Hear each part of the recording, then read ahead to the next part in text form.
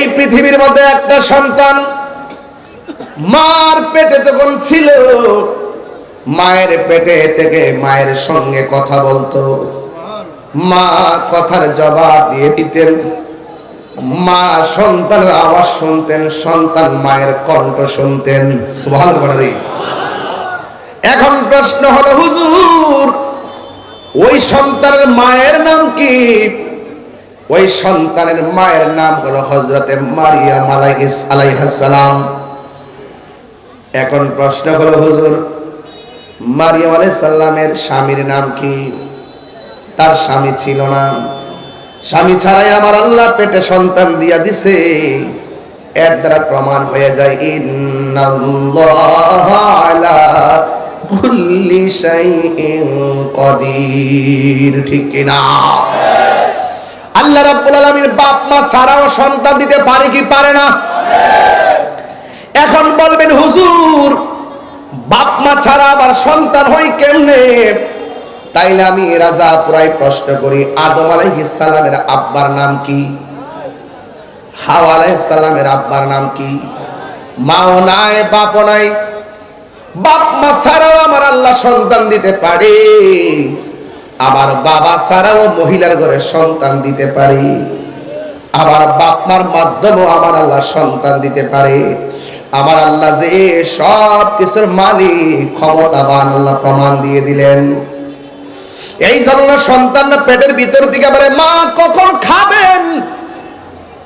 মা সন্তানের সঙ্গে সময় বলে দিই।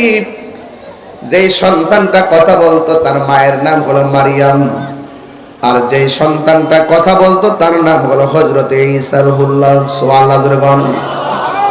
আর একটা সন্তান আছে, মার পেটে থাকা অবস্থায় মা যখন হাসি দিতেন, সন্তান পেটের ভিতর থেকে হাসির জবাব দিতেন।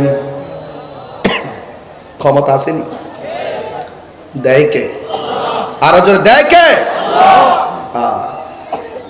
এখন প্রশ্ন করবেন, হুজুর মা হাসি দিলে সন্তান পেটের ভিতর থেকে জবাব দেয়, ওই মায়ের নাম কি?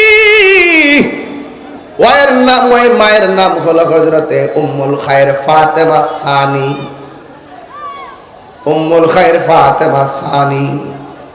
এখন প্রশ্ন হলো, হুজুর সন্তানটার নাম কি? সন্তানটা হলো হুজুর আব্দুল কাদের জিলানী আল হাসানি ওয়াল হুসাইনি রাদিয়াল্লাহু তাআলা আনহুম। জোরে জোরে কি সুবহানাল্লাহ বলা যাবে না?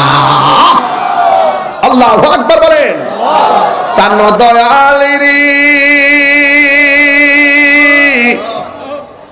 হাসির খোরাক দিচ্ছি না, প্রেম নিয়ে শুনেন, মজা পাইবেন।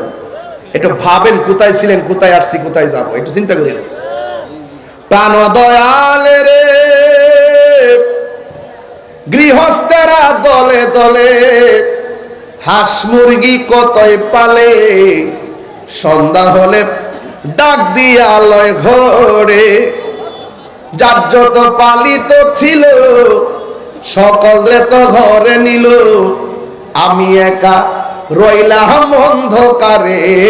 প্রাণ দয়ালে রে সন্ধ্যা হইল ডাকি দিলে না মোরে। সুবহানাল্লাহ। রাজাপুরা পুকুর আসেনি? ও পুকুর কোন দিকে আছে? ওই পুকুরে পুষ্করিতে হাঁস, জানি হাঁস, হাঁসের বাচ্চা সন্ধ্যাবেলায় না ফিরলে মালিক ঘরে থাকে না। হাঁসের বাচ্চার মায়ায় মালিক ঘর থেকে বের হয়ে পুকুরে পারে যায়, সুই সুই। যখন ডাক দেয় মালিকের কণ্ঠ শুই না, হাঁসগুলা কিনারে ভিড়ে যায়। হাঁসের বাচ্চার প্রতি মালিকের কত মায়া, মায়া রে মায়া। এর চাইতে কোটি গুণ মায়া আমার আল্লাহ বান্দারে বানাইছে। কথা বলেন ঠিক না? বান্দা যখন গুনার দিকে যায়, আল্লাহ কয়, ও বান্দা লা তাকনাতু মির রাহমাতিল্লাহ। আল্লাহু আকবার। আমার রহমত থেকে নিরাশ হয়ো না। গুনাহ করে ফেলেছো, আমি আল্লাহর নাম রহমান, আমি আল্লাহর নাম গাফফার।